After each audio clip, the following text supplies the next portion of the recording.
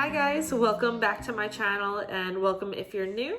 My name is Sarah, also known as LaughLoveLangella, and in today's video we are going to be talking about different ways you can give new life to decor that you already have. I apologize in advance, I'm still a little bit stuffy. If you follow me over on Instagram, you'll see on stories the last week and a half has just kind of been a whirlwind. My son finished up school. My horse is just my problem child, to put it nicely, and I'm just feeling run down. So I'm doing a little bit better, so I appreciate all the sweet messages and stuff, but I've just been itching to get back going and get in the groove of a new routine for summer. Everything's been crazy, and so I need a little bit of structure for myself. But like I said, today we're going to be talking about different ways you can give new life to decor you already have. So as you guys know, here on my channel, I love to share budget-friendly decorating ideas. I do lots of DIY dupes. I do designer look for less stuff. So decorating your home does not need to break the bank. If you're looking for that high-end designer curated home, you can absolutely make that work on a budget. You don't need to be going and buying a brand new room seasonally from Pottery Barn to make a pretty thing happen. That's just not realistic, one. And two, it's not feasible at all for many people, myself included. And so while I have my investment worthy pieces that I absolutely love, majority of the stuff in my home is a designer dupe. It is a DIY, it is antique store stuff, it is thrifting, and there's nothing wrong with that. So that's why I wanted to be able to put this together, just so I could give you guys some ideas of what you can look for as well, for what you can incorporate into your own spaces. So before we even get into the whole, how do you even refresh something, shop your home first. What is it that you have that is collecting dust? Is it a vase? Is it a bowl? Is it a basket? Is it a tray that you have? Something is probably getting lost in the mix. I have an entire decor closet of stuff. I am definitely a person that has a fear of wanting to use something later. So I hold on to things a little longer than I should. I'm working on it, but there's definitely a couple pieces that just have not seen the sunlight in my home in quite some time. And you know what? It won't hurt to throw some paint or joint compound on it and just give it a whole refreshed look that I'll enjoy and get it out of my closet. So definitely shop your own home. The next step would be shopping at a thrift store, shopping at estate sales, garage sales. There's so many ways that you could find something on a budget. But when you are shopping those places or spaces in your home, there are some things that you should look for. Look for the shape of the object. Look at the height of it. Is it something that's going to make an impact? Does it make sense to repurpose it? So when I'm looking at vases, and if I'm looking for something in my entryway space, I want it to be like a decent height, almost a foot or so. And so I'll look to see if it's a shape that I can work with, if there's something maybe I need to add or take away to make it happen and give it a more modernized look and feel that's going to work well in my spaces. The next thing to keep in mind is, what can you change about it?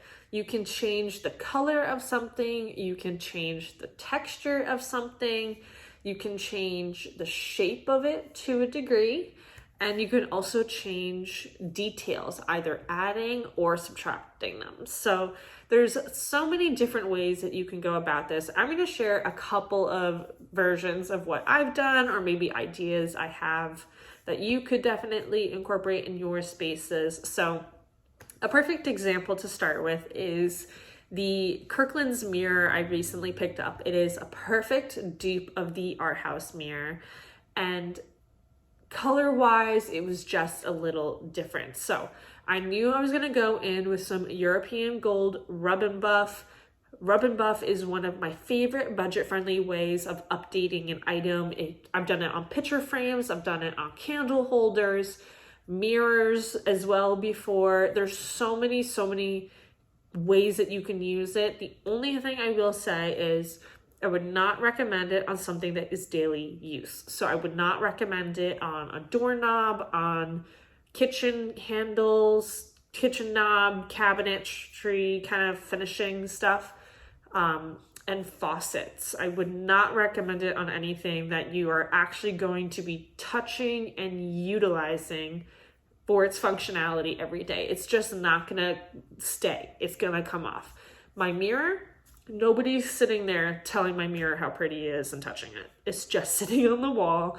It's not gonna ever get disrupted. So I went in with the European Gold Rub & Buff through the entire mirror. I only used half a tube. That's a little goes a long way when it comes to Rub & Buff. And then I also went in with some antiquing wax to give it that more aged patina detail that the R House mirror has. And I absolutely love how it turned out. It was the exact color difference that it needed it to be. It was very champagne gold in the beginning, and now it has that beautiful gold without being yellow or orange. And I love what it's doing in our entryway space. I am planning on hanging it, but I will be utilizing that when it comes to the entryway styling ideas for summer, which is my next video. So definitely subscribe if you're not already so that you don't miss out on that. So I got a little excited talking about the Kirkland's mirror that I recently gave a little DIY refresh to, but I had mentioned what you can change. Now let's talk about how you can change it. Rub & Buff is absolutely one, like for the Kirkland's mirror. Another is paint. Paint can go a long way in changing things. You can brush paint, you can spray paint. There's so many different ways that you can change that. If you want to add some texture while also changing color, you can add baking soda to your paint. That will also help matte out the finish of what you're using. I recently gave a little refresh on this beautiful scalloped planter that I bought at Home, and I wanted to give it a more terracotta look. And so I had some sample paint left over from my front door, and I just added some baking soda to it to give it a little bit more character and texture, and it's exactly what it needed and gave it such a high-end designer look for no cost to me. None whatsoever other than the planter, which was awesome. But other ways that you can also change what you're looking to do for an item is using joint compound. Love using joint compound. Or a quick set like Quikrete concrete is also a really great way of adding texture to a bowl, a vase. It does get a little tough if you're looking for a smooth finish on an item. That is when I would prefer joint compound over concrete, but concrete is a beautiful way to add texture to a space. This was one of the first YouTube videos I did. I have this beautiful Studio McGee bowl, and I'm sure plenty of you have it as well.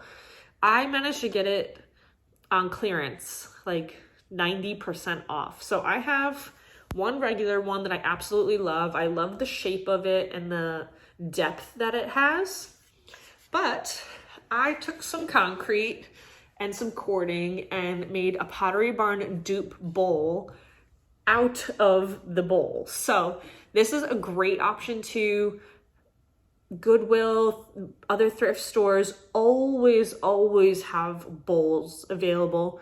Don't even look at the color. Don't look if it has some weird textured detailing on it.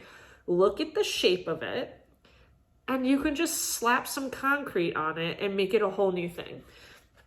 I also took the screw top of one of the random canisters and glued it to the bottom to give it a little footed detail. So there are just so many ways you can enhance what you already have or something you found at a garage sale or something and give it that high-end look without breaking the bank. I recently went to an antique store and found this beautiful gathering basket. I'm absolutely obsessed with it. It's so fun. But I just love how I can organically just put some flowers in it, and it's just such a simple way of styling it on our kitchen island. I did get a smaller one so I can use it on our coffee table as well. But it was just a little sad looking. I only got it for $9, which is such a steal. If you look on designer websites, they are 80 plus, which is actually crazy. But this one was a little sad looking. It had this odd like wrapped detailing on it, but it was already brittle and breaking apart. So I took that off. I gave it a quick sand and just lightly finished it off with some special walnut stain, and it just gave it such a refreshed look, and only cost me $9 for the basket because I already had the stain on hand. So definitely look to see what you already have in your homes, but there's so many ways of finding things that won't break the budget. The same principles for home decor, whether it's a vase, a bowl, a tray, candle holders, the possibilities are endless with it. For what you can refinish. Maybe you have some black ones, you can spray paint them gold, or you can put some rub and buff on it. I have a tray that I've always loved, but it was this rose gold copper kind of color, and I just found myself not using it because the color just wasn't working with other stuff. And I spray painted it Urbane Bronze, and I absolutely love it again. So don't be afraid if there's something that's already collecting dust in your closet. Sometimes it's worth just spray painting it and seeing what happens, because it might turn into one of your favorite things to utilize again in your space. But the same principles for home decor can be applied to furniture pieces as well. Not so recently, but earlier this year, refinished my coffee table. I completely missed the opportunity to document it because it was such a lengthy process and frankly was getting on my nerves. I'm just being totally honest. It start to finish took me just over 3 weeks to refinish my coffee table. And so I've always loved our coffee table, but it had that very light wood top and the rustic white paint on the bottom. And as I'm evolving as myself and how I like to style my spaces and design them out, it just was clashing with everything I was doing and was just bothering me. And if it's your style, there's absolutely nothing wrong with that. We all have different styles here, but I just knew I needed to give it a refresh. And so I spent 3 weeks stripping and sanding that thing so many times and gave it a beautiful dark wood finish. And it's my new favorite piece that I have in our home. And I'm so thrilled that I took the time to redo it because I only spent maybe $30 on stain to redo the entire coffee table. And I was ready to spend $800 on one on Marketplace that I found. So shop your home and don't be afraid to refinish things. But a very quick note is once you paint, you can't go back. Okay, so if you have something that is a beautiful wood detailed piece, don't be quick to paint it. Sit with it a little bit, really think about it, because once you paint it, it is going to be a pain in your rear end to correct that. So learn from my experiences and yeah, just don't.